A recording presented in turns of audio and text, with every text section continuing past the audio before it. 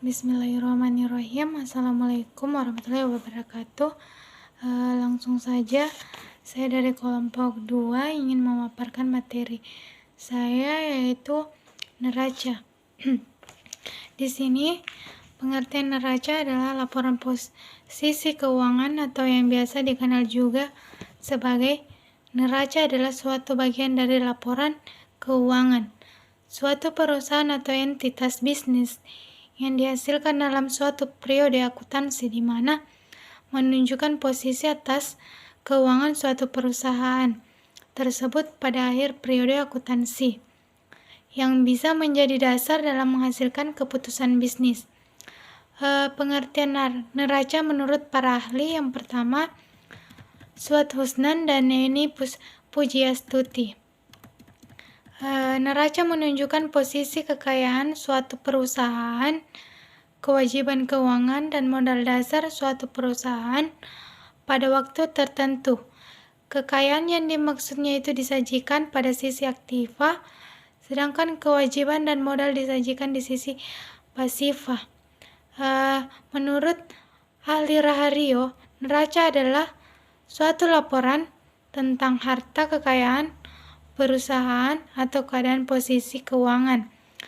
Perusahaan neraca juga bisa memberikan informasi tentang kuat tidaknya posisi keuangan perusahaan dengan memperlibatkan bagian yaitu dimiliki sebuah perusahaan dan bagian yang dipinjam dan kreditur untuk jangka waktu tertentu. Yang ketiga, nomor 71 tahun 2010. Neraca merupakan salah satu komponen laporan keuangan yang menggambarkan suatu posisi keuangan suatu entitas pelaporan pada tanggal tertentu yang dimaksud dengan posisi keuangan, yaitu posisi aset, kewajiban, dan juga ekuitas dana. Manfaat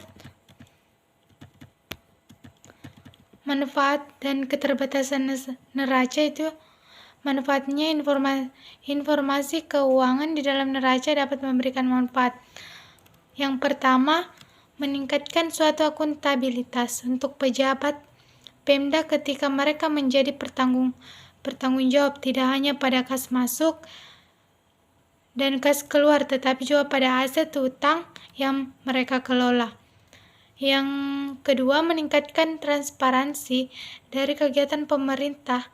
Pemerintah umumnya mempunyai jumlah aset yang sangat signifikan dan utang. Pengungkapan atas informasi ini merupakan suatu elemen dasar dari transparansi fiskal dan akuntabilitas.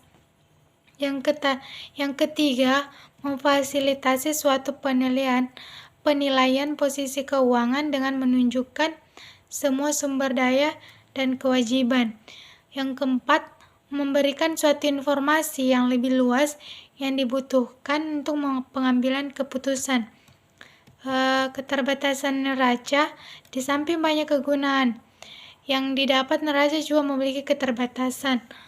Pemakai eksternal seringkali perlu mengetahui nilai sebuah perusahaan, namun neraca secara umum tidak mencerminkan nilai saat ini dan suatu usaha. Rasio yang disukai antara para pemain di bursa efek adalah rasio buku terhadap pasar. Dihitung sebagai total nilai buku modal biasa atau total book value of common equity. Dibagi dengan total nilai pasar modal biasa atau total market value of common equity. Rasio ini mencerminkan perbedaan antara neraca sebuah perusahaan dan nilai pasar aktual perusahaan. Biasanya, rasio ini selalu berkisar kurang dari suatu karena banyak aktiva dilaporkan pada biaya historis. Selain itu, karena laporan keuangan, laba rugi dan neraca saling berhubungan, maka tidaklah heran jika neraca memiliki banyak keterbatasan yang sama dengan laba rugi. Berikut adalah ada keterbatasan penting dari neraca. Yang pertama, biaya historis. Sebagai besar aktiva dan kewajiban dicatat pada biaya historis atau harga perolehan. Akibatnya di informasi yang dilaporkan dalam neraca sisi, namun di sisi lain dikecam karena nilai wajar saat ini lebih relevan tidak dilaporkan. Yang kedua, pertimbangan dan estimasi yang digunakan untuk menentukan berbagai pos yang dilaporkan dalam neraca. Misalnya, masa manfaat suatu aktiva, jumlah piutang yang tak tertagih, jumlah beban garansi yang harus dicadangkan, dengan lain-lain. C. Aktiva tidak berwujud. Sumber daya manusia yang handal, produk yang unggul, pelayanan yang ramah terhadap pelanggan, ini jelas merupakan aktiva penting bagi perusahaan. Namun, neraca atau diukur secara objektif. D. Nilai tukar sebuah masalah yang berhubungkannya daya beli yang konstan, sementara sumber daya dan ekuitas pada neraca tidak disesuaikan terhadap perubahan di dalam daya beli dari unit pengukuran. E. Komparabilitas. Keterbatasan lain dari neraca juga berhubungan dengan kebutuhan untuk bisa dibandingkan atau comparability, yaitu bahwa tidak semua perusahaan mengklasifikasikan dan melaporkan semua unsur neracanya dengan cara yang sama. Misalnya, klasifikasi judul dan perkiraan yang beragam. Perbedaan semacam ini membuat perbandingan menjadi sulit dan mengurangi nilai potensial analisis neraca. F. Off balance sheet. Meningkatnya penggunaan dari pendanaan di luar neraca atau off balance sheet untuk menghindari pelaporan kewajiban dalam jumlah yang besar pada neraca perusahaan.